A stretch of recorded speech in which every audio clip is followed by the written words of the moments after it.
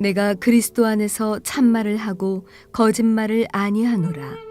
나에게 큰 근심이 있는 것과 마음에 그치지 않는 고통이 있는 것을 내 양심이 성령 안에서 나와 더불어 증언하노니, 나의 형제 곧 고륙의 친척을 위하여 내 자신이 저주를 받아 그리스도에게서 끊어질지라도 원하는 바로라. 그들은 이스라엘 사람이라. 그들에게는 양자됨과 영광과 언약들과 율법을 세우신 것과 예배와 약속들이 있고, 조상들도 그들의 것이요 육신으로 하면 그리스도가 그들에게서 나셨으니 그는 만물 위에 계셔서 세세의 찬양을 받으실 하나님이시니라. 아멘. 할렐루야. 주님의 은혜 가운데 평안하신지요. 오늘도 수요예배 함께 나오신 하나님의 백성들, 하나님의 위로와 하나님의 은혜와 하나님의 사랑 가운데 거하시길 존귀하신 예수님 이름으로 축원합니다.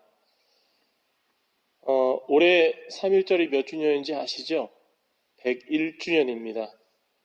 우리나라 기독교 신앙은 언제나 조국과 민족을 중요하게 여기는 애국, 애정의 신앙이 기본이 됩니다. 특별히 우리 민족에게 복음이 전해지던 시기는 외세의 나라의 주권을 잃어버리던 암울한 때였습니다. 우리 땅에 전해진 기독교는 나라를 찾는 독립의 희망과 독립운동의 주체가 되었고, 모든 것이 갖추어지지 않은 척박한 땅에 복음과 함께 학교가 세워지고 근대식 교육이 출발하게 된 이유가 되기도 했습니다. 병원이나 고아원 같은 민중들을 위한 복지시설들이 세워졌고, 금주와 금연 등과 같은 절제운동과 국채보상운동 등 사회개혁 운동을 통해 민중들에게는 희망이 되었던 것이 우리 기독교였습니다.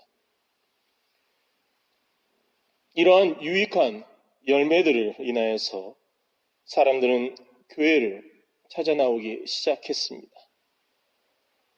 이 땅이 아닌 한국 땅에 비교적 늦게 시작된 기독교의 역사는 빠른 성장과 발전을 하게 되었습니다.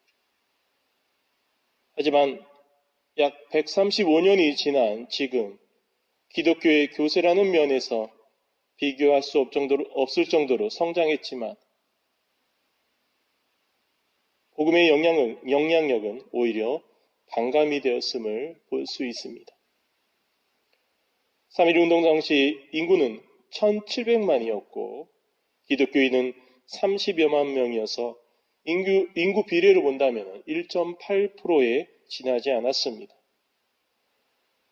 그런데 지금 기독교인들을 본다면 1915년 통계청에서 발표한 자료에 의한다면 개신교가 967만 명, 천주교가 389만 명으로 이 둘을 합친 숫자가 1356만 명으로 인구 대비 27.6%라고 되어 있습니다. 작년에는 30%가 넘었다고 얘기를 하고 있는데, 이러한 인구 대비에 의한다면 분명히 우리 교회가 엄청난 영향력을 가지고 있어야 합니다. 하지만 실제적으로는 그렇게 되고 있지 않습니다. 그 이유가 무엇일까요? 교회가 교회답지 않아서 이렇게 된 것이 아닐까요?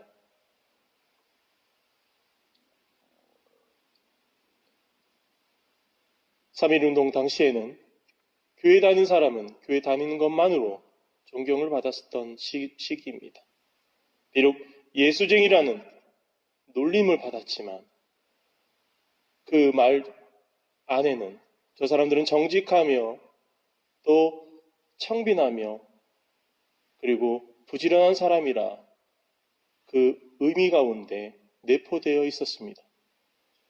그러기에 예수쟁이라는 그 말을 통해서 놀림을 받긴 했지만 그러나 교회에 나갔다는 그 이유 하나만으로 존경을 받았던 시기였습니다. 교회가 교회다워질 때 나라와 민족 가운데 유익을 줄 수 있습니다. 하나님의 뜻을 온전히 나타낼 수 있습니다. 오늘날 코로나 사태로 인해 고민을 가진 우리에게 오늘 본문을 통해서 바울은 그 해결책을 전하고 있습니다. 첫 번째로는 나라와 사회를 위한 거룩한 근심이 있어야 한다고 우리에게 말을 합니다. 1절과 2절을 보면 내가 그리스도 안에서 참말을 하고 거짓말을 아니하노라. 나에게 큰 근심이 있는 것과 마음에 그치지 않은 고통이 있는 것을 내 양심이 성령 안에서 나와 더불어 증거하노니 라고 되어 있습니다. 사도 바울은 동족 이스라엘과 유대인들이 하나님의 은혜 가운데 또 구원 가운데 멀어지는 것에 대해 말할 수 없는 큰 근심과 고통이 있음을 고백하고 있는 것입니다. 오늘날 우리가 경제적인 면과 또 여러 면에서 이전에 비해 대단히 잘 살고 있음을 우리는 느끼고 있습니다. 하지만 또 다른 면에서 너무나도 풍부하기에 너무나도 잘 살고 있기에 하나님 앞에 나오지 못하는 그런 어려운 면도 분명히 있습니다. 특히 지금 시대는 코로나로 인해서 전 세계가 경제적 성장도 여러 가지 면에서 둔화되고 또 많은 문제와 도전들이 일어나고 있음을 우리는 보고 있습니다. 이러한 가운데 우리가 감당해야 될 몇 가지 문제들이 있습니다. 거룩한 근심을 가지고 해야 될 문제, 첫 번째로 본다면 경제적인 문제입니다. 코로나로 인해서 보이지 않는 바이러스와 전 세계가 전쟁을 치르고 있다 해도 과언은 아닙니다. 유가의 하락과 주식의 하락을 통해 세계 경제는 끝없는 나락으로 빠져들고 있습니다. 이러한 경제 문제를 우리는 간과해서는 안 됩니다. 직접적으로 우리에게 피부로 닿을 수 있는 문제이기에 우리는 이러한 문제에 대해서 근심해야 합니다. 두 번째는 도덕적 붕괴와 가치관의 혼란입니다. 코로나로 인한 문제는 모임과 나눔을 통한 인간관계를 깨트리고 있습니다. 인간관계는 만남이 있어야 합니다. 또 나눔이 있어야 인간관계는 온전하게 이루어질 수 있습니다. 그런데 이 바이러스로 인해서 우리는 그러한 기본적인 관계를 맺고 있지 못한다는 이야기입니다. 또한 어떤 사회학자들은 이러한 코로나 사태를 이겨낸다 하더라도 앞으로의 인간관계의 모습이 또 모임이 전과 같이 활발할 수 있을까 하는 의문을 가지기도 합니다. 그런 면에서 이 일에 가장 많은 피해를 보는 것은 우리 교회입니다. 하나님의 백성들이 모여 서로 나누고 사랑을 베푸는 그러한 것이 우리의 기본 이치인데 이러한 모임들이 점점 축소될 가능성이 있다는 겁니다. 이 일에 대해서 우리는 거룩한 근심을 가져야 합니다. 세 번째는 분열과 갈등의 문제가 심각해질 수 있습니다. 이 사태로 인해서 인간과 인간의 과도한 불신이 생겨났습니다. 지금도 그렇지만 밖에 나가서 마스크를 쓰지 않는 사람들을 보면 피하게 되는 것이 기본적인 우리들의 모습으로 자리 잡고 있습니다. 물론 이 일들은 분명히 이겨낼 수 있습니다. 하지만 이겨낸다 하더라도 지금까지 해왔던 것처럼 과연 사람들과 같이 접촉하고 서로 안아주고 감싸줄 수 있을지 사실 걱정됩니다. 거기서 끝나면 좋겠지만 이 일들이 지속되어진다면 결국 인간과 인간 사이에 불신이 분명히 과도하게 일어나 결국 배척하는 상황이 되지 않을까 하는 걱정이 있다는 겁니다. 이 일에 대해서 우리 또한 거룩한 근심을 가져야 합니다. 우리는 이 일에 대해서 결코 방관자로 있어서는 안 됩니다. 이 일 때문에, 이러한 일들 때문에 우리 신앙의 미래가 점점 어두워지기 때문입니다. 우리가 하는 거룩한 근심은 우리 스스로 위기감을 높여 하나님 앞에 더 무릎 꿇을 수 있는 모습으로 서야 합니다. 이 모든 것이 우리 인간들이 아무리 발버둥친다 해도 이겨낼 수 없는 것이 현실의 상황입니다. 아무리 사회적 거리를 두고 또 서로 멀리하고 심지어 경제활동까지 안 하면서 집안에 있는다 한들 이 모든 것이 사그러질 수는 없는 것입니다. 우리는 거룩한 근심을 통해서 다시 한번 하나님 앞에 무릎 꿇을 수 있는 주님의 백성들이 되길 원합니다. 회개해야 됩니다. 이 일들이 일어나기까지 우리 그리스도인들이 너무나도 만연하게 또 너무나 해이하게 신앙생활을 해왔다는 것을 하나님 앞에 회개해야 합니다. 그리고 두 번째, 희생할 수 있어야 합니다. 거룩한 근심을 가지고 희생할 수 있는 마음이 있어야 된다는 것입니다. 3절을 보면 나의 형제 곧 골육의 친척을 위하여 내 자신이 저주를 받아 그리스도에게서 끊어질지라도 원하는 바로라. 사도 바울은 이스라엘과 또 유대인을 향한 근심만 하는 것이 아니라 비록 그들에게 강한 배척을 받고 박해를 받지만 그들을 향한 희생과 노력과 기도와 헌신은 멈추지 않았습니다. 오늘 본문에 사도 바울과 같은 비슷한 고백을 모세는 하고 있습니다. 출애굽기 32장 31절에 32절 모세가 여호와께로 다시 나아가 여짜오되 슬프도소이다. 이 백성이 자기들을 위하여 금신을 만들어 싸우니 큰 죄를 범하였나이다. 그러나 이제 그들의 죄를 사하시옵소서. 그렇지 아니하시오면 원하건대 주께서 기록하신 책에서 내 이름을 지워버려 주옵소서. 모세는 송아지 금신상을 만들어 하나님이라 하며 그들 앞에 엎드린 주의 백성들, 또 그것을 만든 아론을 하나님께서 내치려 하자 모세는 무릎을 꿇고 하나님 앞에 이러한 간절함으로 하나님께 아뢰었던 것입니다. 아론을 또 민족을 구원해달라고, 또 그 구원이 안 된다면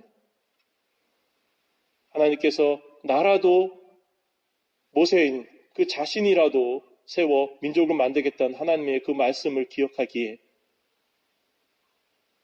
그 자신마저도 이 민족들과 함께 생명지에서 지워달라는 그런 간절함으로 나아가고 있다는 겁니다.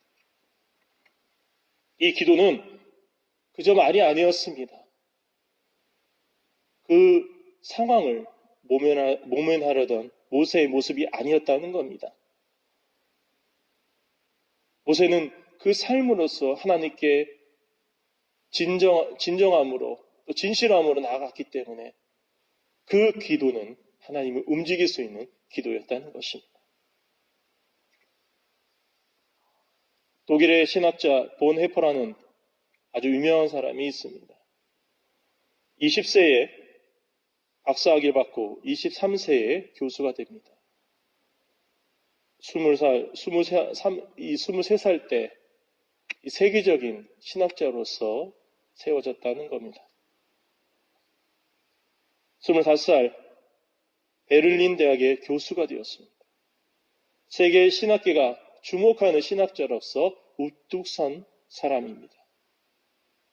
그런데 히틀러가 1939년 2차 세계대전을 발발했습니다. 그때 당대 최고의 신학자인 라이노트 니버라는 사람과 폴 레만이라는 이 신학자는 본헤버를 미국 유니언 신학교로 초빙을 합니다. 그들은 나치 치하로부터 천재적인 젊은 신학자를 보호하고 싶은 마음 가운데 그를 초빙하였던 것입니다. 뉴욕에 도착한 본헤퍼는 독일에 있는 형제들을 생각하면서 항상 번민하다가 결국 미국을 떠나기로 결단합니다. 그를 불러준 라이너트 니버에게 이런 편지를 씁니다. 저는 독일의 기독교인과 더불어 우리 조국의 어려운 시기 동안 함께 살지 않으면 안 됩니다. 동포와 함께 이 시대의 시련을 나누지 않는다면 전쟁 후에 독일을 재건할 때 참여할 권리가 없을 것입니다. 이 편지를 놔두고 그는 미국을 떠나 독일로 향합니다. 결국 나치에 항거하다가 39세의 나이에 체포되어 교수형에 처해졌습니다. 그는 나라를 위해 또 복음을 위해 근심만 한 것이 아니라 자기를 희생하는 결단을 하였기에 그의 희생은 지금까지도 가장 값진 희생으로 우리들에게 기억되고 있다는 겁니다. 하나님 나라나 하나님의 백성들을 위한 이 희생은 하나님께서 축복의 역사를 만들어주는 그런 걸음이 됩니다. 그 걸음을 통해서 지금까지 우리는 하나님의 복음을, 하나님의 말씀을 받아 이렇게 축복을 누리며 살 수 있게 된 것입니다. 하나님 나라를 위한 희생이란 오늘 본 해보처럼 순교만을 의미한 것은 결코 아닙니다. 각자가 처한 곳에서 신앙인으로서 최선을 다하는 것을 말합니다. 우리가 신앙으로 바르게 살다 보면 이익만이 아니라 손해를 선택할 때도 있고 높아짐만이 아니라 낮아짐이 중요할 가치가 될 때 너무나도 많이 있습니다.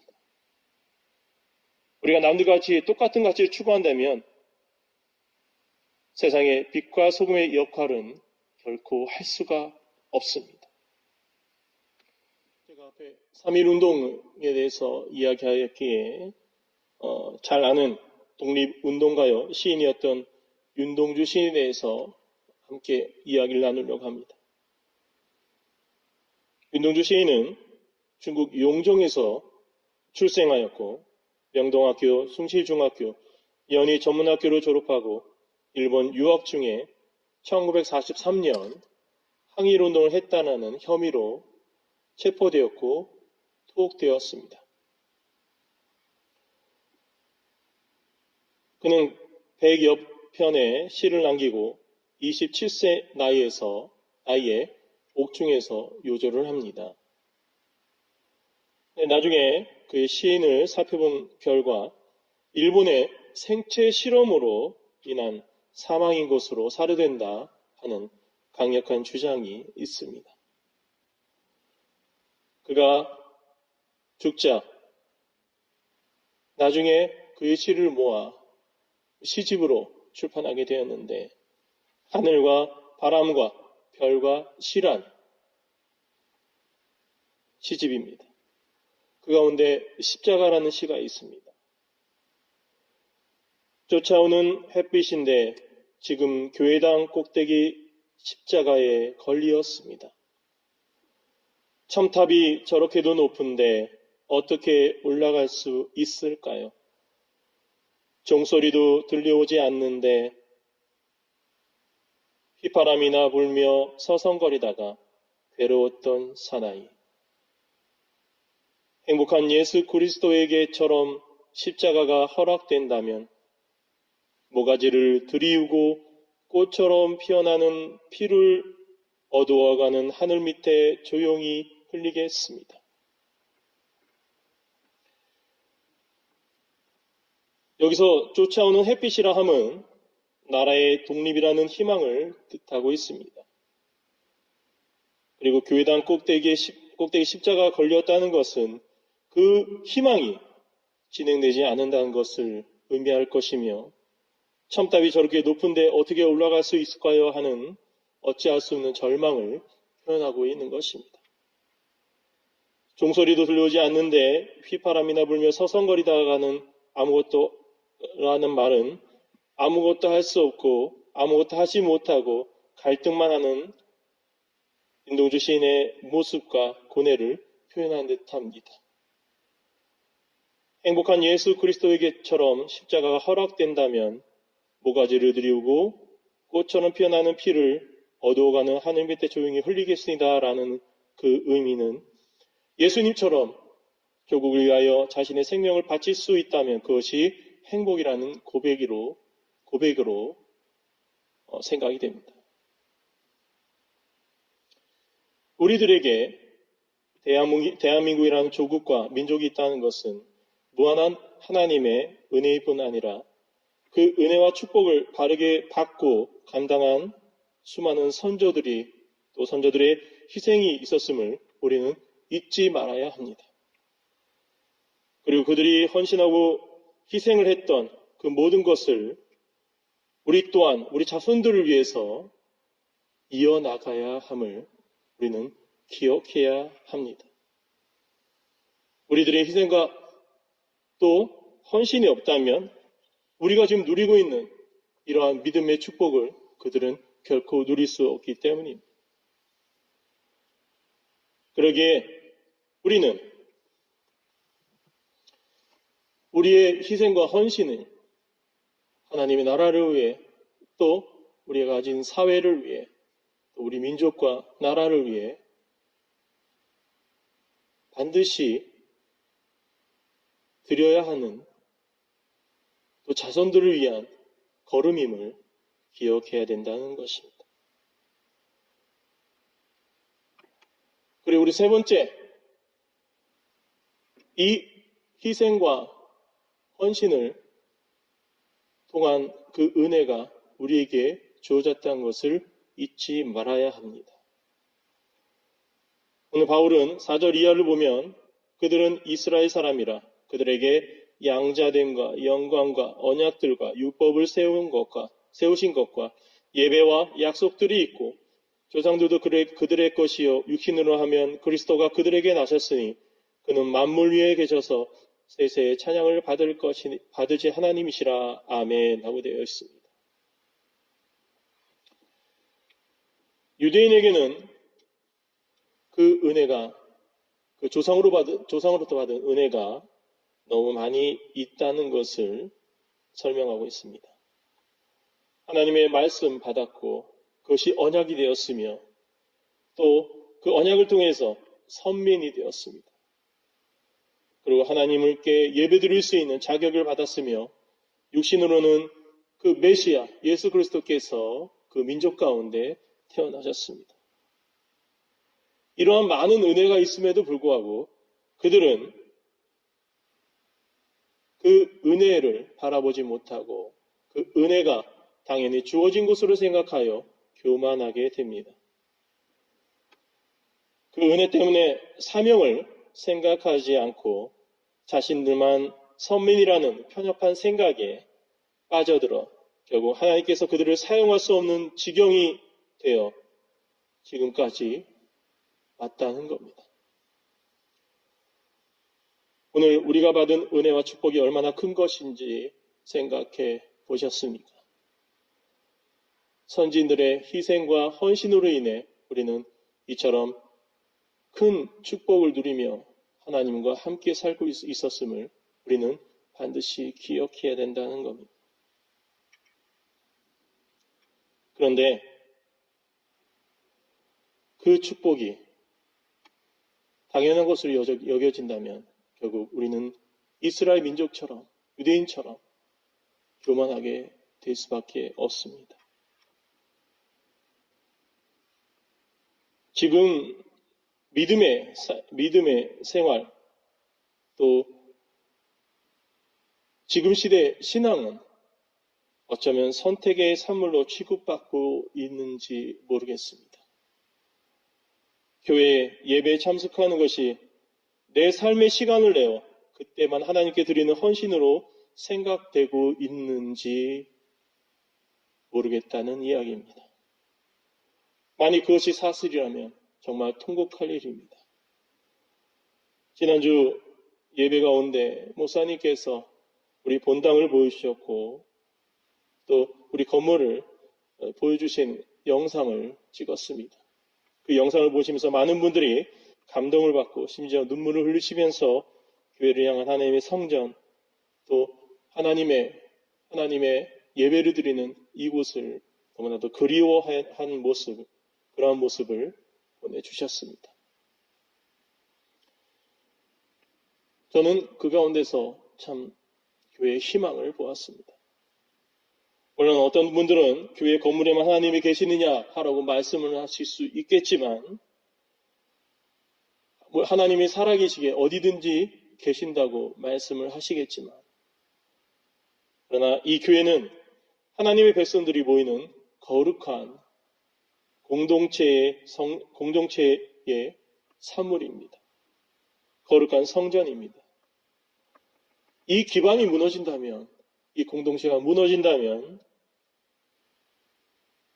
나라의 주권을 빼앗겨 많은 백성들이 외지로 쫓겨다니고 탄압과 고통 가운데 있었던 그 옛날의 우리들의 모습들이 사탄에게 주권을 빼앗긴 모습으로 우리에게 다가올 수 있음을 우리는 기억해야 합니다. 사탄은 지금 이 일을 통해, 이 사태를 통해 우리에게 많은 도전을 주고 있습니다. 많은 유혹과 많은 시험을 주고 있습니다. 우리가 안주하고 태만할 수 있도록 만들어주고 있다는 겁니다. 너무나도 편안하게 예배하고 편안하게 삶을 살 수 있기에 또 삶의 그 터전이 무너지는 그 두려움을 통해 교회보다는 신앙보다는 자신들의 삶을 또 경제적인 면을 먼저 바라보게 하고 있음을 지금 우리는 체험하고 있습니다. 그런데 이러한 것들에 우리가 넘어가고 또 이러한 것들에 우리가 마음을 뺏긴다면 결국 본질적인 신앙을 잃어버리게 되는 그런 아픔이 분명히 있게 된다는 겁니다. 우리는 이 일에 대해서 안주하고 태만해서는 안 됩니다. 다시 하나님의 백성으로서 하나님의 교회 가운데 모여 주님께 예배하는 그 꿈을 꾸고 또 그것을 위해서 우리는 거룩한 근심을 하며 또 희생을 하며 또한 그 받은 은혜를 기억하면서 그 받은 은혜를 다시 한번 하나님께 간구하는 우리들의 모습이 되어야 된다는 겁니다. 저희들은 항상 목자로서 주님의 백성들에게 근심하지 말라, 또 슬퍼하지 말라라고 얘기합니다. 하나님의 위로와 사랑이 있기 때문에 그 사랑과 위로를 통해 하나님의 백성들에게 위로와 사랑을 나눕니다. 하지만 지금 시기는 근심하며 깨어 있어야 된다라고 말씀드리고 싶습니다. 거룩한 근심으로 하나님 앞에 나와야 된다는 것을 분명히 말씀드리고 싶습니다. 이 사태를 지나면서 우리는 더 영적으로 무장을 해야 합니다. 비록 교회에서 함께 모이지는 못하지만 교회의 정상화를 위해 또 우리 신앙의 굳건한 반석을 위해 거룩한 근심을 통해 희생을 각오하고 주님께서 주신 은혜를 잃어버리지 않기에 마음을 다잡고 기도와 말씀 가운데 서야 합니다. 그러한 마음을 가질 때 우리는 다시금 일어서고 다시금 이 사태를 딛고 부흥의 역사를 이뤄낼 수 있는 하나님의 백성이 될 줄 믿습니다. 거룩한 근심을 가지십시오. 하나님의 나라와 하나님의 백성들을 위한 거룩한 근심을 나타내시기 바랍니다. 그래서 거룩한 근심을 가지고 더 하나님 앞에 무릎을 꿇을 수 있는 저와 여러분이 되시길 바랍니다. 그러한 모습이 하나님의 백성들에게 함께할 때 하나님께서는 그 은혜를, 그 우리들의 모습을 보시고 하나님의 크신 은혜를 허락하실 줄 믿습니다. 그래서 언제 그러냐듯이 이 모든 것들이 다 해결되어지고 다시금 하나님의 교회 가운데 하나님의 백성들이 가득 모여 다시금 하나님께 예배하며 찬송하며 하나님께 영광 돌리는 날이 분명 다가올 줄 믿습니다. 이 일을 위해서 거룩한 근심으로 하나님께 무릎 꿇고 기도하는 저와 여러분이 되시길 존귀하신 예수님의 이름으로 축원합니다. 기도하겠습니다. 사랑과 은혜가 충만하신 하나님, 오늘 말씀을 통해서 다시 한번 하나님의 백성으로서 무엇을 해야 될지 깨닫습니다. 거룩한 근심을 가지고 하나님의 나라와 하나님의 교회를 위해서 기도하며 또 하나님의 그 사업을 위해 희생을 하고 헌신할 수 있는 마음을 다잡음으로 하나님 앞에 다시 한번 나옵니다. 무릎 꿇었습니다. 하나님, 저희들의 무릎을 주님께서 온전히 받아주시고 다시 한번 저희들이 간절한 마음으로 한 마음으로 드리는 이 기도의 제목들, 이 모든 것들이 하나님을 위한, 하나님의 교회를 위한, 또 하나님의 백성들을 위한 기도임을 기억하여 주옵시고 하나님의 예배가 더욱더 아름다운 예배로서 세상 가운데 드러내길 원하는 마음을 가지고 있사오니 이 모든 기도를 온전히 들어주옵소서. 또 각지 삶 가운데서 여러 가지 어려움으로 고생당하고 있는 주의 백성들 하나님의 위로함으로 채워주시고 다시금 주님의 사랑으로 굳건히 설 수 있는 믿음을 허락하여 주옵소서. 다시 한번 주님의 교회 가운데 또 하나님의 예배당 가운데 함께 모여 찬양하는 그 꿈을 꿉니다. 그 꿈들이 속히 이루어지는 역사를 이루어 주옵소서. 우리 구주 예수 그리스도 이름으로 기도하옵나이다. 아멘. 하늘에 계신 우리 아버지여, 이름이 거룩히 여김을 받으시오며 나라의 마옵시며 뜻이 하늘에서 이루어진 것 같이 땅에서도 이루어지리이다. 오늘날 우리에게 일용할 양식을 주옵시고 우리가 우리에게 죄 지은 자를 사하여 준 것 같이 우리의 죄를 사하여 주옵시고 우리를 시험에 들게 하지 마옵시고 다만 악에서 구하옵소서. 대개 나라와 권세와 영광이 아버지께 영원히 있사옵나이다. 아멘.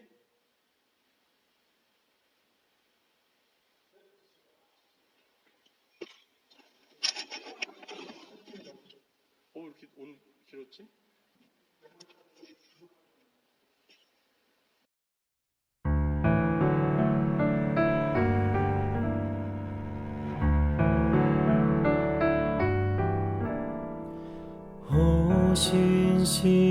신실하신 주 내 아버지여, 늘 함께 계시니 두려움 없네. 그 사랑 편찮고 날 지키시며 어제나 오늘이 한결같네.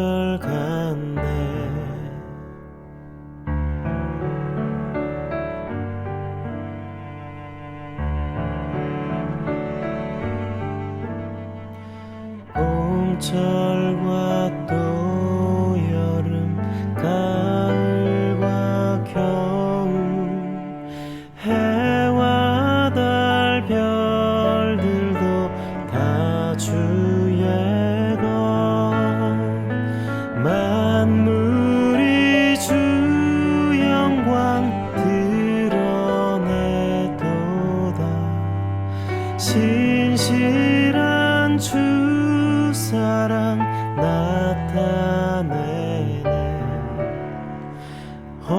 신실하신 주 신실하신 주 날마다 자비를 베푸시며 일용할 모든 것 내려주시네. 신실하신 주 나의 구주 신실하신 주 신실하신 주 날마다 자비를 베푸시며 일용할 모든 것 내려주시네.